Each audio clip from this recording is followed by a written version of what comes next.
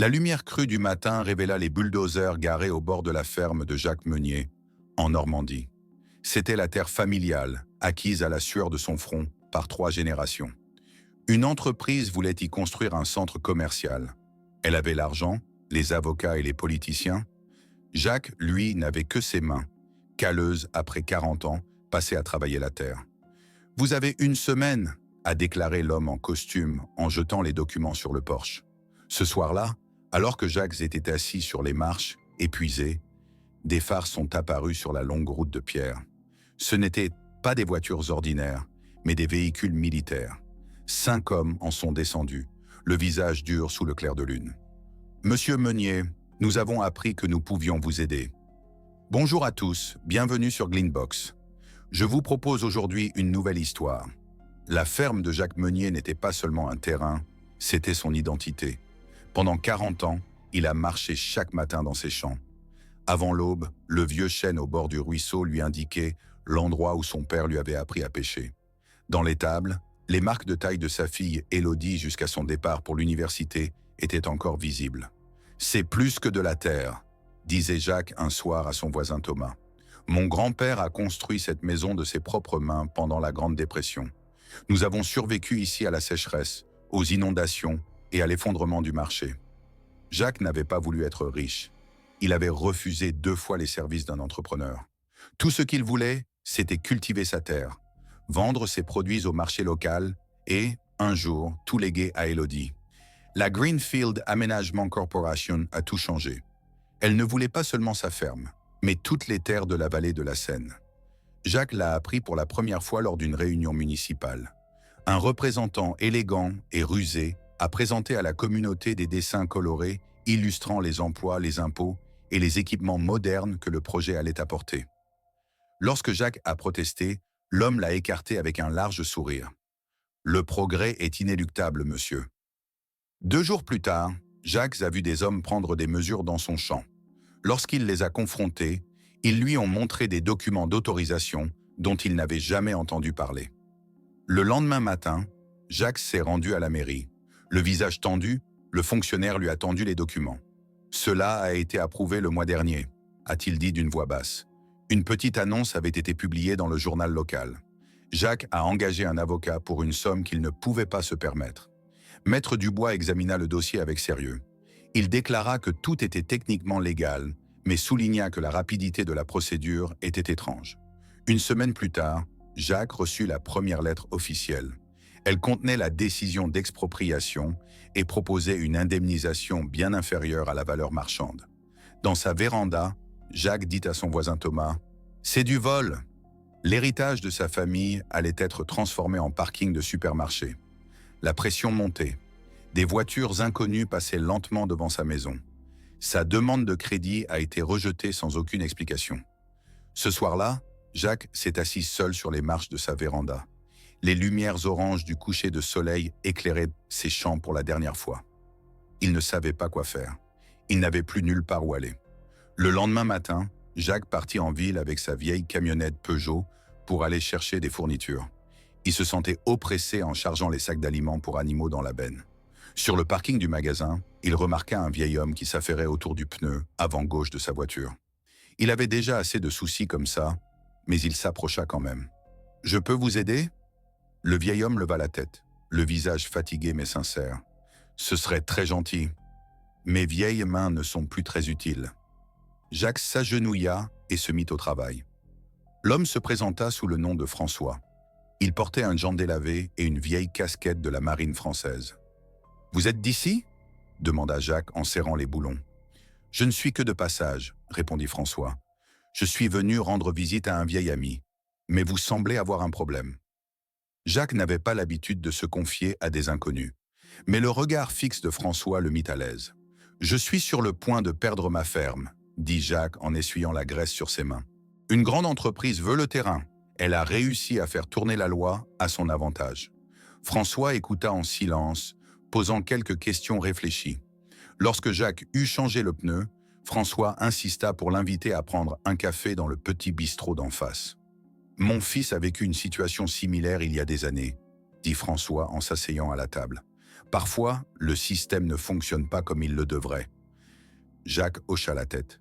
Dans 5 jours, nous devons tout vider. Ma fille Élodie vient nous aider demain. Nous ne savons pas où nous allons aller. François nota quelque chose dans son petit carnet. L'aide vient parfois d'où on ne l'attend pas. Ils se séparèrent.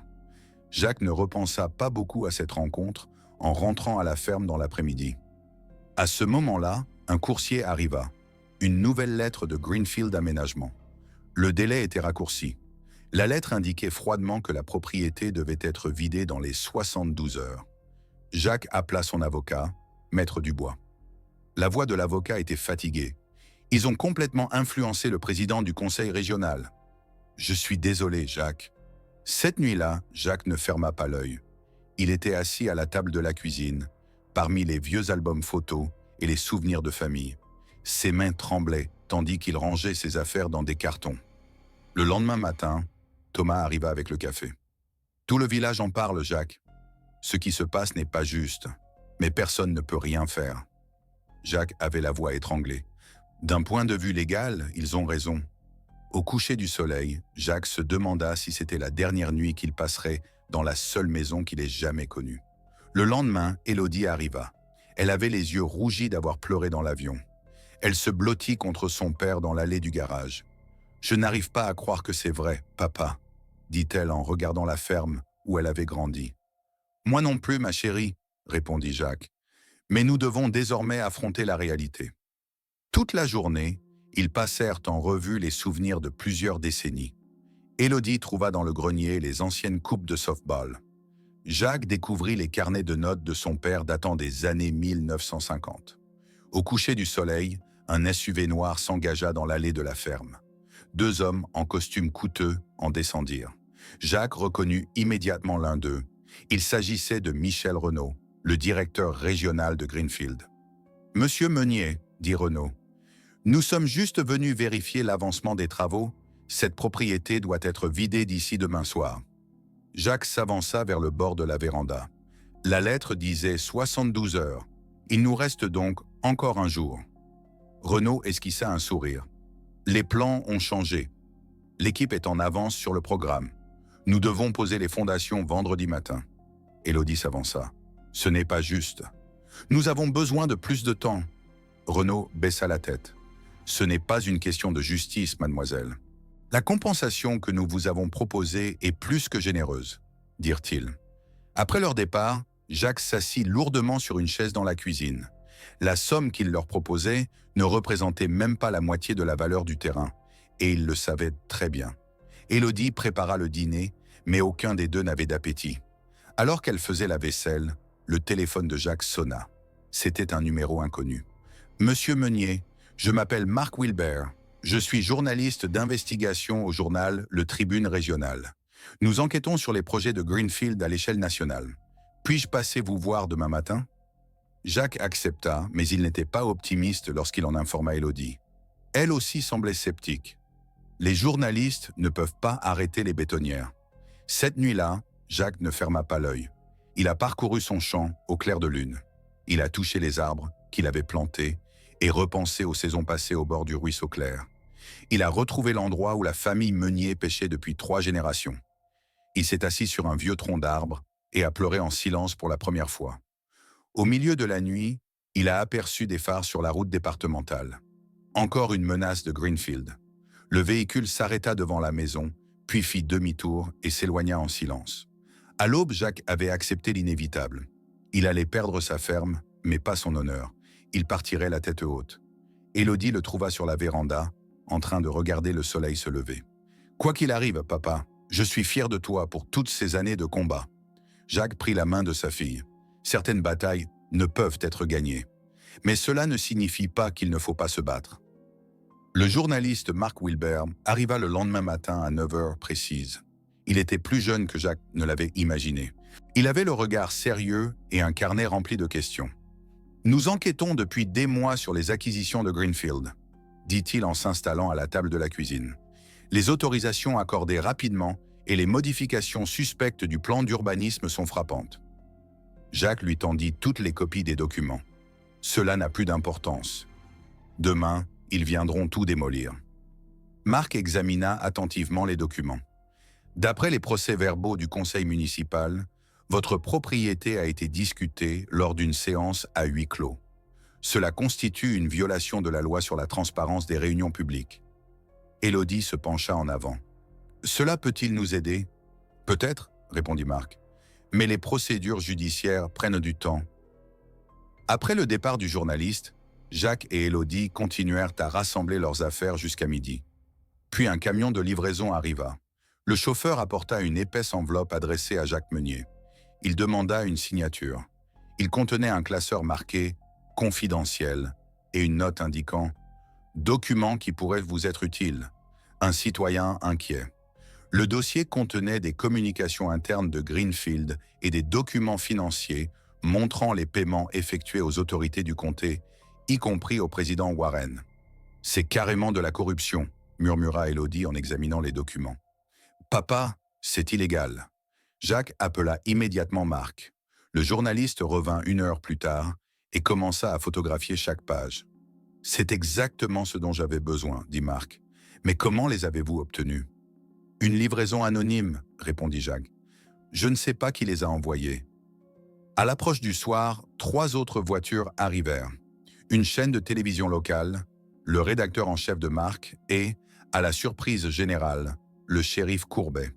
Le shérif examina les documents avec un air grave. « Cela suffit pour ouvrir une enquête, » dit-il. « Je dois les saisir comme pièce à conviction. »« Et demain ?» demanda Jacques. « Ils viendront quand même m'arrêter ?» Le shérif appela un juge de sa connaissance. Après une brève conversation téléphonique, il revint. Le juge Harmon a rendu une ordonnance de suspension d'urgence. Personne ne peut vous expulser de cette propriété tant que ces allégations n'auront pas été examinées. Pour la première fois depuis des semaines, une lueur d'espoir apparut dans les yeux de Jacques. Le journaliste de télévision voulut l'interviewer, mais Jacques refusa poliment. « Je ne suis qu'un fermier qui essaie de protéger sa terre, » dit-il. « Je ne veux rien dire de plus sans avoir plus d'informations. » Une fois tout le monde parti, Jacques et Élodie s'assirent sur la balancelle de la véranda. « À ton avis, qui a envoyé ces documents ?» demanda Élodie. « Je n'en ai aucune idée, » répondit Jacques. Mais qui que ce soit, il savait très bien ce que Greenfield mijotait. À la tombée de la nuit, Jacques aperçut des phares qui s'approchèrent de la ferme.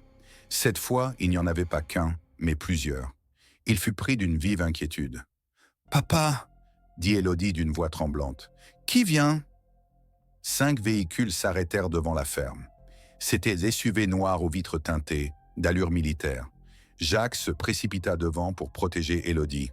À ce moment-là, une voix familière retentit. « Monsieur Meunier !» C'était François, le vieil homme qui avait crevé. Mais il n'était plus en tenue de ville. Il portait un uniforme de la marine, avec un grade de commandant sur l'épaule.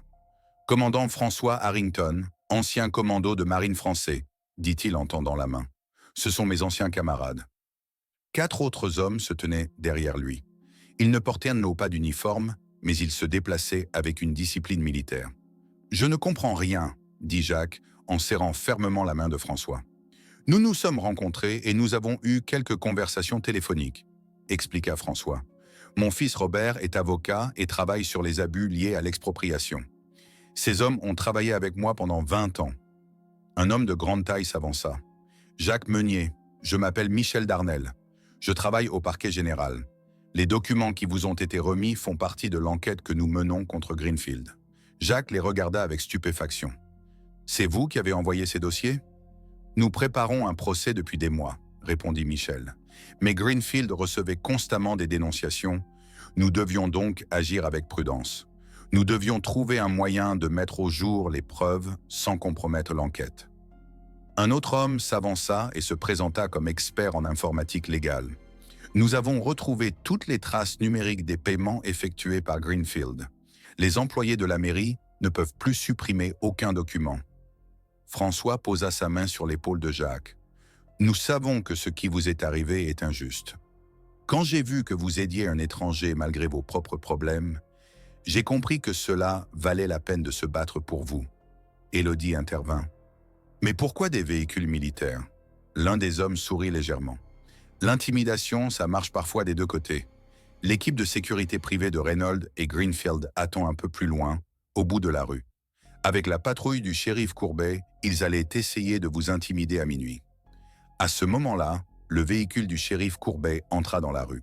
Le shérif Courbet descendit de sa voiture et observa attentivement le groupe. « Nous avons reçu des informations concernant des véhicules suspects, dit-il. Puis il reconnut François. « Commandant Harrington, je ne savais pas que vous étiez impliqué dans cette affaire. »« Je suis ici uniquement pour un citoyen français, » répondit François d'un ton calme.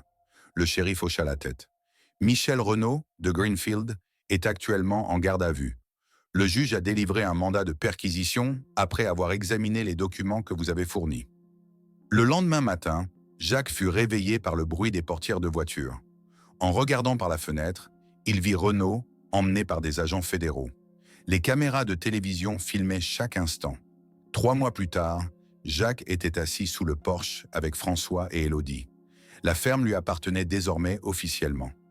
L'enquête avait révélé que la corruption n'était pas seulement locale, mais étendue à l'ensemble de l'État. Le projet de Greenfield avait été définitivement abandonné. « Je n'arrive toujours pas à y croire, » dit Jacques. « Tout ça pour avoir changé un pneu. » François sourit légèrement. Les marins savent reconnaître les gens qui valent la peine d'être défendus. Et parfois, les plus grandes batailles ne se livrent pas sur des terres étrangères, mais chez soi. Élodie apporta les tasses de café et Jacques la regarda. « Dan veut créer un fonds juridique pour les autres agriculteurs, dit-il. « Mon équipe est prête, répondit François. Certaines batailles ne peuvent être gagnées seules. » Alors que le soleil se couchait, peignant le champ d'une couleur dorée, Jacques ressentit une profonde gratitude dans son cœur. Cette ferme n'avait pas seulement été sauvée, elle était également devenue le symbole de la résistance face à de puissants intérêts et de l'efficacité d'alliés inattendus. « Je n'aurais jamais pensé que ma ferme serait protégée par des commandos français, » dit Jacques en souriant. François leva sa tasse. « Pour des gens qui méritent d'être défendus et des terres qui méritent d'être défendues. » Si vous avez aimé cette histoire, n'oubliez pas de cliquer sur « J'aime » et de vous abonner à Glynbox pour en découvrir d'autres. Partagez vos impressions en un mot dans les commentaires.